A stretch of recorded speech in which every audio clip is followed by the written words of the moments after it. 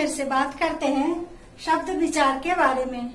पिछले वीडियो में हमने शब्द विचार पढ़ाया था। शब्द विचार का वर्गीकरण 4 आधारों पर होता है वो बताया था, और दो के बारे में पहले बात हो चुकी है पिछले वीडियो में। तो आज हम शब्दों का किस तरह से वर्गीकरण होता है और शब्दों का भेद का तीसरा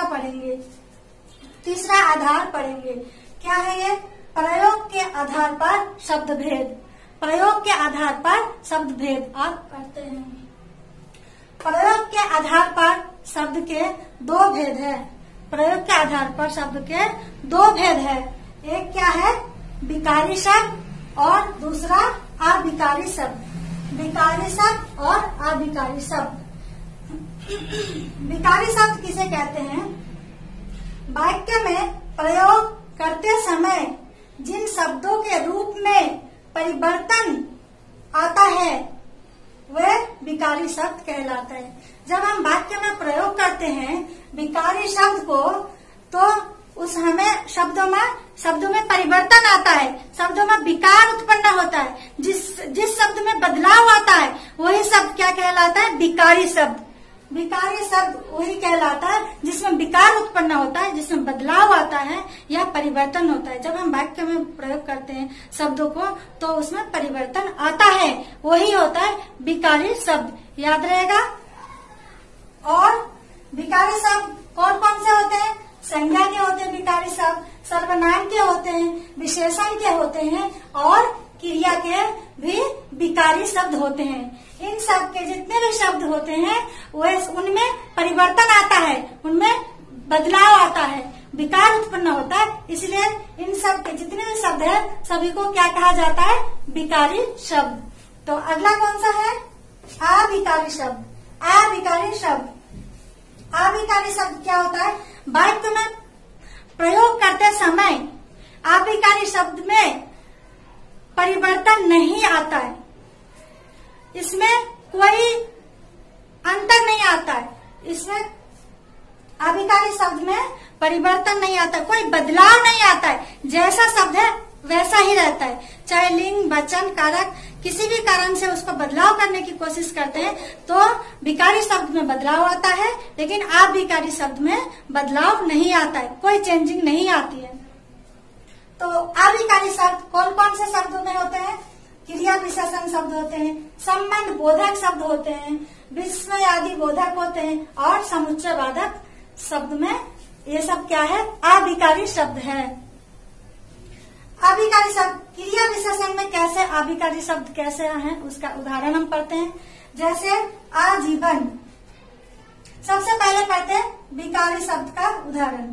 क्या है? संज्ञा कौन कौन से होते हैं? किसी भी नाम को संज्ञा कहते हैं ना, किसी भी नाम वाले शब्द को संज्ञा कहते हैं।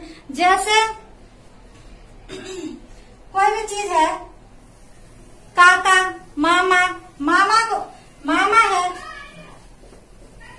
मामा, तो इसमें लिंग भेद वगैरह के कारण इसमें चेंज ला सकते हैं हम। जैसे मामी बन सकते हैं, केला तो केले बन सकते हैं। इस तरह से संज्ञा में परिवर्तन होता है, तब ये विकारी शब्द है। तब क्या है? ये विकारी शब्द है। और सर्वनाम में कैसे होता है परिवर्तन? जैसे मैं मेरा हो गया, हमसे हमारा हो गया, तुमसे तुम्हारा हो गया। इस तरह से परिवर्तन आता है, बदलाव आता है। इसीलिए सर्वनाम शब्द कौन से शब्द के होते हैं? विकारी शब्द होते हैं। ये भी समझ में आ गया। अब विशेषण क्या होता है? संज्ञा या सर्वनाम की विशेषता बताने वाले शब्द होते हैं विशेषण। ये सब जानते हैं हम लोग। तो इसमें कौन से शब्द होते हैं? जैसे लाल एक विशेषण है, तो लाल का बदलाव कैसे हो सकता है? लालिमा। सुंदर है एक सुंदर विशेषण है, तो सुंदर का कैसे बदलाव हो सकता है? सुंदरता। इस तरह से बहुत सारे विशेषण है जो सभी में बदलाव आता है और इसीलिए क्या कहलाता है? विकारी शब्द कहलाता है। अब है क्रिया। किसी भी काम को क्रिया कहते हैं, तो क्रिया में भी बदलाव आता है। जैसे दौड़ से दौड़ना, दौड़ता है, कोई दौड़ती है। इस तरह से खाना खाना खाती है, कोई खाना खाते हैं। इस तरह से क्रिया में भी बदलाव आता है। ये सारे जिसमें भी बदलाव आता है वो सारे क्या हो गया, विकारी शब्द। ये अच्छे से क्लियर हो गया। अविकारी शब्द देखते हैं। क्रिया विशेषण। क्रिया विशेषण एक ले लो, आजीवन। हमें अपने माता पिता का सेवा आजीवन करना चाहिए। आजीवन ऐसा शब्द है जो किसी भी वाक्य में प्रयोग करो कभी भी बदलाव नहीं आएगा, इसलिए वह अविकारी शब्द कहलाते हैं। ठीक है। अब संबंध बोधक। संबंध बोधक में एक उदाहरण ले लीजिए, के बिना। रामू के बिना सीता बाहर नहीं जाती है। इस तरह से कोई भी शब्द के बिना कभी भी नहीं बदलते। के बिना, के लिए, के ऊपर, के नीचे, जितने भी है संबंध बोधक, इस तरह के शब्द में बदलाव नहीं आता है। उसके बाद समुच्चय बोधक, उसके बाद विस्मयादि बोधक। ये सारे शब्द जो है वो सब अविकारी शब्द है।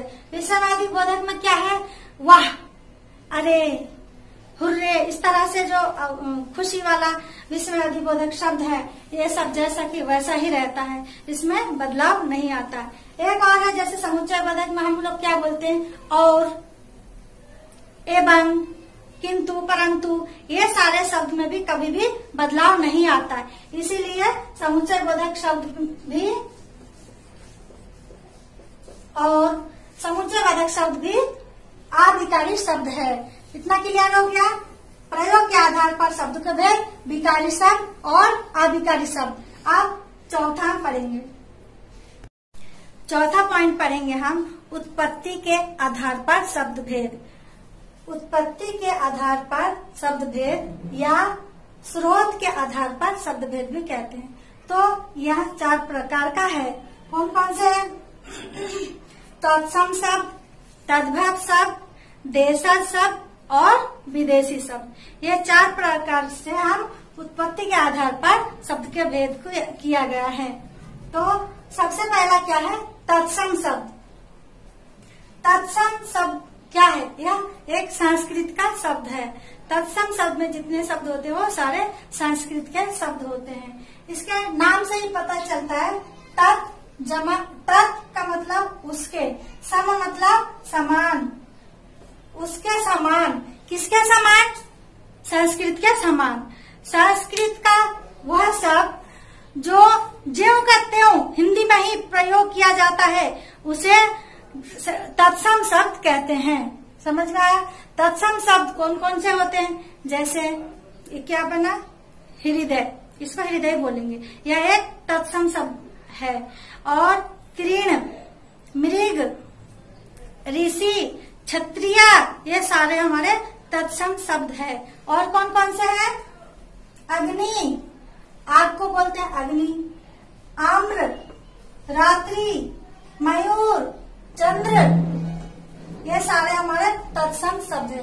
तो समझ में आ गया, जो संस्कृत के शब्द है और ज्यों का त्यों ही हमारे हिंदी में भी प्रयोग किया जाता है उसी को तत्सम शब्द कहते हैं। उसके बाद पढ़ते हैं तद्भव शब्द। तद्भव शब्द कौन सा होता है? तद्भव शब्द वह शब्द है जो पहले संस्कृत में प्रयोग होते थे लेकिन उसमें परिवर्तन हो गया, बदलाव हो गया, और बदलाव होता हुए हिंदी में बदलाव के साथ में ही प्रयोग होता है, उसको तद्भव शब्द कहते हैं। किस तरह से? जैसे अग्नि, अग्नि का क्या हो गया? आग। आम्र, आम्र किसको बोलते हैं? आम को। आम, आम्र से क्या हो गया? आम। और रात्रि से क्या हो जाएगा? रात, रात्रि हो गया संस्कृत के साथ। और तद्भव शब्द क्या है? रात, तत्सम हो गया रात्रि। मयूर क्या है? ये भी तत्सम शब्द है। तो मयूर को हम क्या बोलेंगे तद्भव में? मोर। इतना समझ में आ गया। चंद्र पता ही है, चांद। इस तरह से जितने हमारे तद्भव, ये सारे हमारे तद्भव शब्द है। और तत्सम शब्द जो का जो संस्कृत का शब्द है। और तद्भव को तोड़ मरोड़ के ही हमारे हिंदी में प्रयोग किया जाता है। इस तरह से हमारे हजारों शब्द है, तो इसमें हजारों शब्द है जो तत्सम है, तद्भव है, तो इसको एग्जाम में जरूर आता है यह। तो इसको किस तरह से याद रखेंगे, इसके कुछ नियम है, कुछ ट्रिक है जो आपको 5 मिनट में हजारों शब्द याद हो जाएंगे और हमेशा याद रहेंगे, पेपर में भी सही होगा। तो इसका मैं नियम या ट्रिक जो है यह दूसरे वीडियो में जरूर बता दूंगी, तो आप मेरे वीडियो को देखिएगा जरूर। तो अगला क्या पढ़ते हैं हम, देशज शब्द। देशज नाम से ही पता चल रहा है, इसको देशी शब्द भी बोलते हैं, जो देश में ही यानी जन्मा, जो हमारे देश में ही जन्मा हो वह देशज शब्द कहलाते हैं। जैसे किसी भी प्रांत की बोलियां हो, किसी भी जगह की गांव की अपने देश की बोलियां हो, उन सबको हिंदी में ले लिया गया है, हिंदी में प्रयोग किया जाता है, इसीलिए उसको देशज शब्द कहते हैं। कौन कौन से देशज शब्द होते हैं, बहुत सारे हैं। जैसे कुछ एग्जाम्पल हो गया, गाड़ी, रोटी, बेटा, और कुछ लिख दो, खुरपी। इस तरह से बहुत सारे और भी हमारे देशज शब्द है। उसके बाद पढ़ते हैं विदेशी शब्द। सबसे बहुत पहले कितने सारे लोग विदेश के लोगों से हम लोगों का संपर्क होता था। बहुत पहले पुर्तगाल वगैरह हमारे देश में आए हैं इंडिया में, और अंग्रेज तो पता ही है 200 साल राज करके गए। तो इस तरह से हमारे विदेशी लोगों के संपर्क में आने से बहुत सारे विदेशी भाषा को भी हिंदी में अपना लिया गया है, तभी वह सब विदेशी शब्द कहलाते हैं। क्या कौन कौन से विदेशी शब्द है, अंग्रेजी का शब्द है वो विदेशी शब्द है, अरबी का शब्द है, फारसी का शब्द है, पुर्तगाल के शब्द है, ये सारे हमारे विदेशी शब्द है। अंग्रेजी के शब्द कौन कौन से जो हम लोग अपने व्यवहार में प्रयोग करते हैं, व्यवहार में बोलते हैं, कौन कौन से, जैसे स्टेशन, बेड, पुलिस और स्कूल, ये सब, नंबर, जैसे फोन नंबर किसी को देना तो नंबर, ये सारे शब्द हमारे अंग्रेजी के शब्द है, और ये सारे विदेशी शब्द कहलाते हैं। उसके बाद अरबी के शब्द, मेहनत, कब्र, इंसाफ, ये सारे अरबी भाषा के शब्द हैं। और औरत,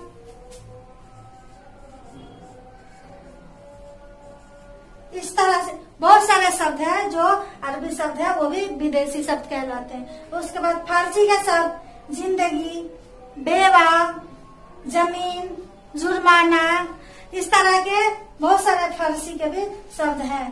तो आप सबको याद हो गया कि तत्सम, तद्भव, देशज और विदेशी शब्द कौन कौन से होते हैं। फिर भी ज्यादातर इम्पोर्टेंट ये है, तत्सम और तद्भव हम लोग के एग्जाम में आते रहते हैं, तो इसका ट्रिक हम बता देंगे अगले वीडियो में, आप लोग जरूर देखिएगा। सब्सक्राइब चैनल को जरूर कीजिए। Thank you.